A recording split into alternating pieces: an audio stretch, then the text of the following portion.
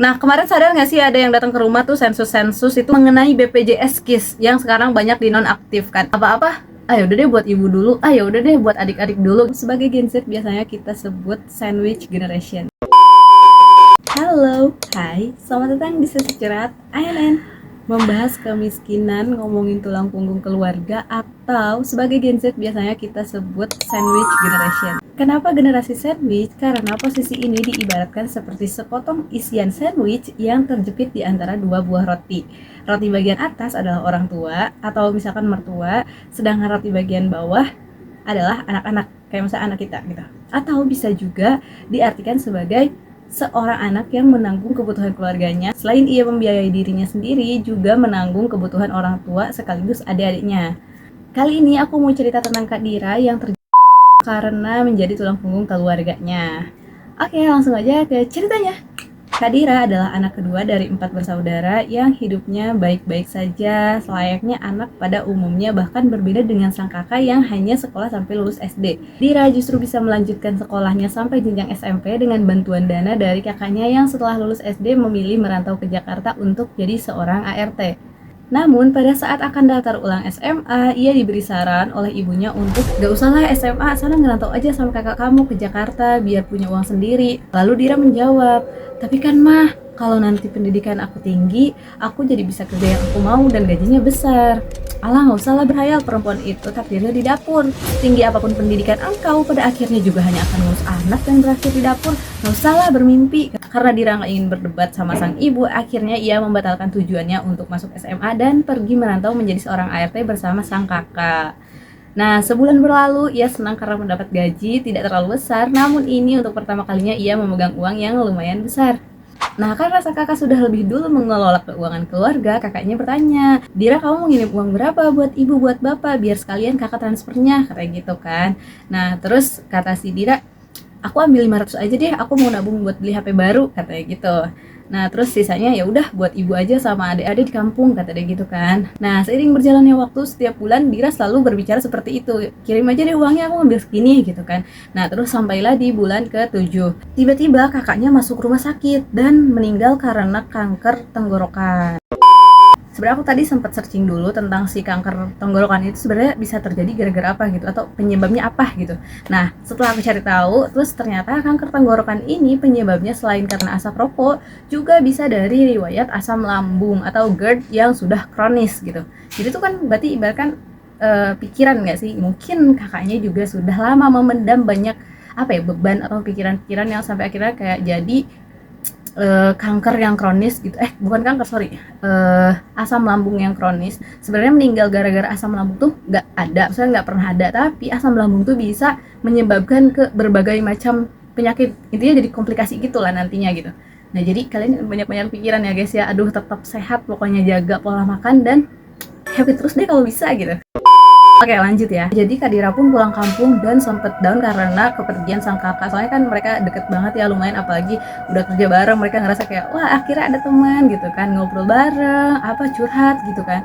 Nah, tapi sekarang ternyata Dira udah kehilangan sosok yang selama ini yang menguatkan dia gitu kan, yang selalu ada lah buat dia gitu. Nah, terus setelah beberapa hari menganggur di rumah, ia mulai nyaman dengan situasi keluarga di rumahnya sekarang. Sudah jarang melihat ibu dan bapaknya bertengkar, setiap hari makanan selalu enak, ia juga akhirnya bisa istirahat dengan bebas. Karena selama jadi ART, ia merasa hidupnya seperti ibu muda yang super sibuk, harus bangun pagi, nyiapin sarapan, nyiapin bekal, nyuci baju, nyapu, pel, masak, nyetrika. Rasanya dia udah frustasi banget kayaknya dengan rutinitas itu gitu. Tapi sekarang dia justru bisa bersantai, paling sesekali ia hanya memantau kedua adiknya yang berebut mainan.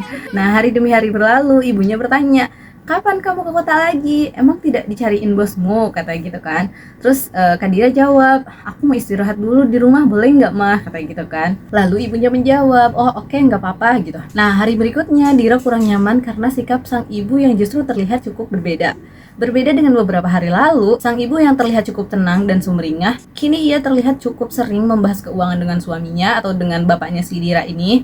Dira juga sering kali kena marah karena hal sepele seperti hari ini yang ia hanya salah menempatkan sapu, atau seperti hari kemarin yang kedua adiknya menangis karena berebut mainan, tapi yang disalahkan justru Kak Dira gitu. Nah terus Kak Dira juga cerita kalau misalkan dia jadi sadar ketika kakaknya dulu masih ada, ia pasti yang sering disebut namanya oleh ibuku. Katanya kakakku hebat, ia bisa ngasih uang gajinya, bisa membiayai sekolah adik-adiknya, bisa memperbaiki perekonomian keluarga, gak pernah boros, anaknya penurut. Pokoknya mama aku tuh selalu membangga-banggakan kakakku, katanya gitu. Nah terus Kak Dira juga bilang, apakah uang itu segalanya? Bahkan untuk jadi bagian dari keluarga itu sendiri, kita harus mempunyai uang terlebih dahulu. Padahal katanya anak perempuan yang belum menikah itu masih tanggung jawab orang tuanya kan? Tapi sekarang justru seorang anak seolah harus menafkahi keluarganya dengan dalih balas budi kepada orang tua. Padahal kan bukankah setiap anak tidak pernah ada yang minta dilahirkan? Bukankah mengurus dan menyekolahkan seorang anak itu adalah keharusan? Adalah tanggung jawab karena menjadi orang tua? Entahlah, pada akhirnya aku kembali bekerja menjadi pembantu di kota besar untuk bisa membantu perekonomian keluarga di kampung. Aku hanya pulang saat hari raya tiba.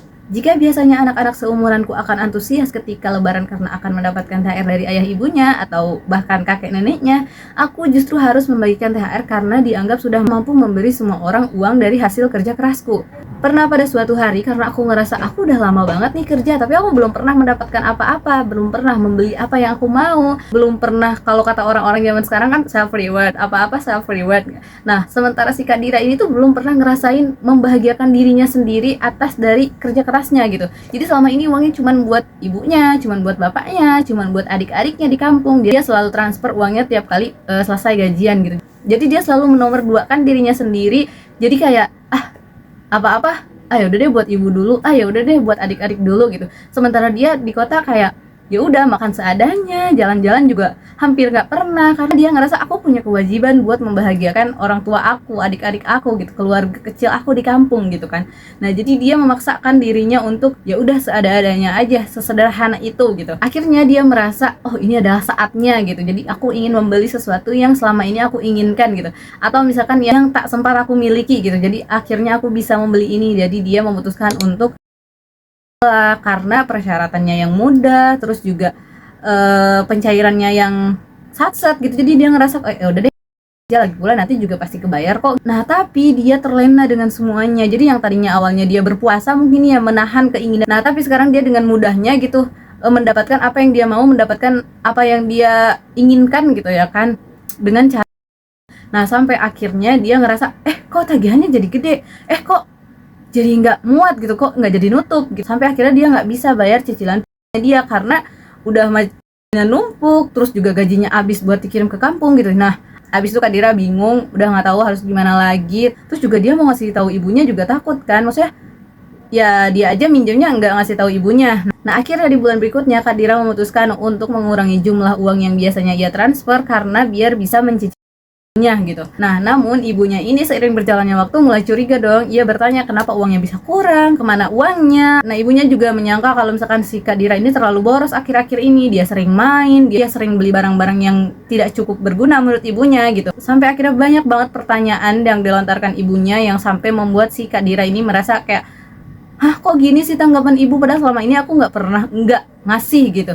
Dia selalu ngasih meskipun akhir-akhir ini juga jumlahnya dia kurangi, tapi nggak sebesar itu kok, kata dia gitu kan, kata si Kak Dira ini. Nah semenjak kejadian itu Kak Dira sempat gak pulang kampung selama 5 tahun berturut-turut karena ngejar cicilan yang mesti dilunasi dan juga ngebiayain adik-adiknya yang sekarang mulai tumbuh dewasa gitu. Nah karena kebutuhannya jadi lebih banyak, jadi Kak Dira harus bekerja lebih ekstra lagi gitu. Nah setelah bertahun-tahun berlalu, sekarang umur Kak Dira sudah 31 tahun, kebetulan belum menikah tapi dia masih sibuk bekerja dan tinggal bersama kedua adiknya yang sekarang sudah mulai kuliah. Yeay, selamat, ya ampun, bangga banget gak sih Kak Dira akhirnya bisa menyekolahkan adiknya setinggi mungkin sesuai sama mimpinya dia dahulu gitu.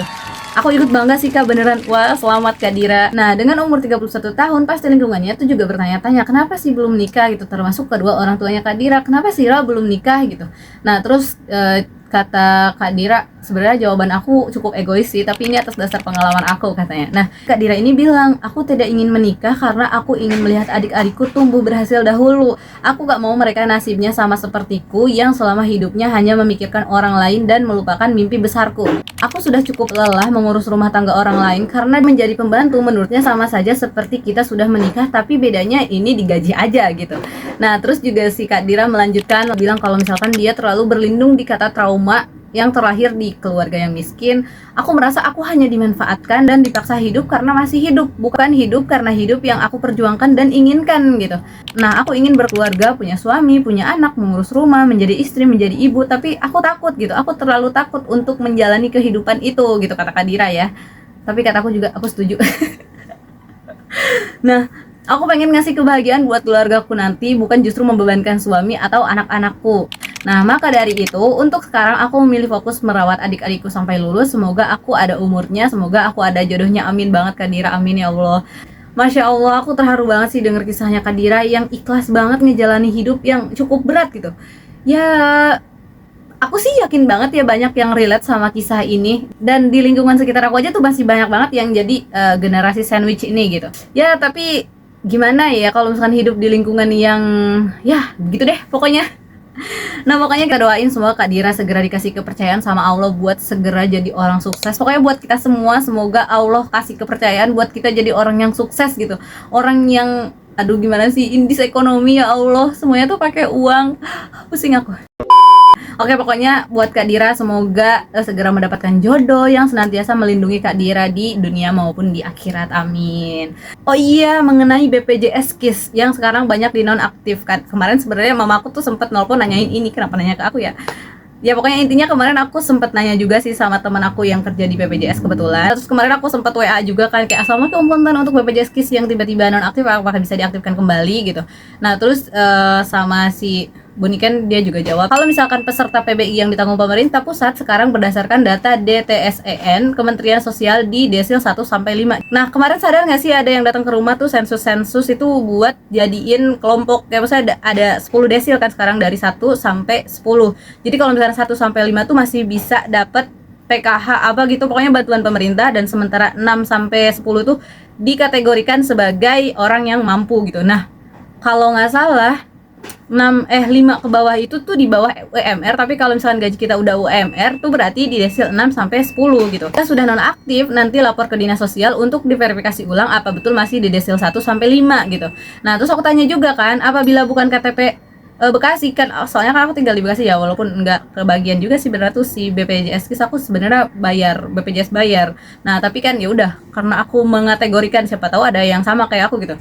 Jadi apabila bukan KTP Bekasi tapi domisili Bekasi, bisa diurus di Dinsos Bekasi kah atau harus sesuai daerah gitu. Terus ternyata harus sesuai KTP. Jadi kalau misalkan di KTP-nya Cianjur tapi lagi kerja di Jakarta, ya tetap aja diurusnya di Dinsos Cianjur, jadi harus mesti pulang dulu. Kalau nggak salah tuh kantor dinas sosialnya Cianjur di Jalan Bandung ya, pokoknya di searching aja di Maps. Nah jadi nanti dikabarinnya lewat Dinsos gitu.